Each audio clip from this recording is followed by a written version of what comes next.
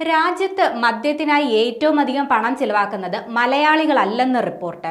നമസ്കാരം, കൊട്ടാരക്കര മീഡിയയിലേക്ക് സ്വാഗതം. മലയാളികളുടെ മദ്യപാനശീലം പലപ്പോഴും വാർത്തകളിൽ ഇടം പിടിക്കാറുണ്ട്. സംസ്ഥാനത്തെ ഖജനാവിനെ താങ്ങി നിർത്തുന്നത് തന്നെ നമ്മുടെ നാട്ടിലെ മദ്യപാനികളുടെ ഉറയ്ക്കാത്ത കാലുകളാണെന്ന് തമാശ രൂപേണ നാം പറയാറുള്ള കാര്യമാണ്.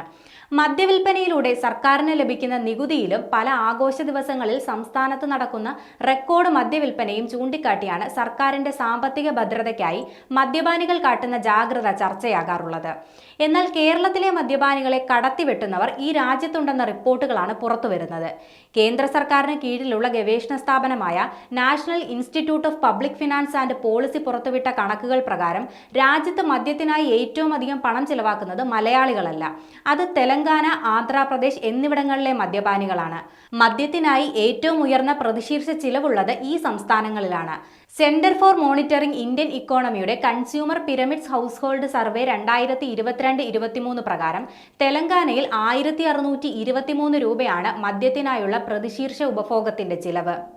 ഉയർന്ന ശരാശരി വാർഷിക പ്രതിശീർഷ ഉപഭോഗ ചെലവുള്ള മറ്റ് സംസ്ഥാനങ്ങളിൽ ആന്ധ്രാപ്രദേശ്, ഛത്തീസ്ഗഡ്, പഞ്ചാബ്, ഒഡീഷ എന്നീ സംസ്ഥാനങ്ങളും ഉൾപ്പെടുന്നുണ്ട്.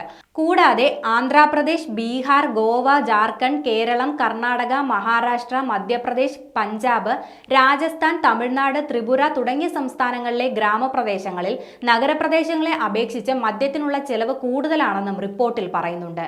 സ്വകാര്യ ഏജൻസികൾ ഇല്ലാത്തതും ബിവറേജസ് കോർപ്പറേഷൻ നേരിട്ട് മാത്രം മദ്യവിൽപ്പന നടത്തുന്നതുമാണ് കേരളത്തിൽ മദ്യത്തിൽ നിന്നുള്ള വരുമാനം ഉയർന്നു നിൽക്കാൻ കാരണം. ഉയർന്ന പ്രതിശീർഷ വരുമാനവും നഗരജനസംഖ്യയിൽ ഉയർന്ന വിഹിതവുമുള്ള സംസ്ഥാനങ്ങളിൽ എക്സൈസ് വരുമാനം കൂടുതലാണ്. ആഭ്യന്തര ടൂറിസ്റ്റുകളെ അപേക്ഷിച്ച് വിദേശ ടൂറിസ്റ്റുകളുടെ വരവ് കൂടുതലുള്ള സംസ്ഥാനങ്ങളിലും എക്സൈസ് വരുമാനം ഉയർന്നതാണെന്ന് കണക്കുകൾ പറയുന്നു.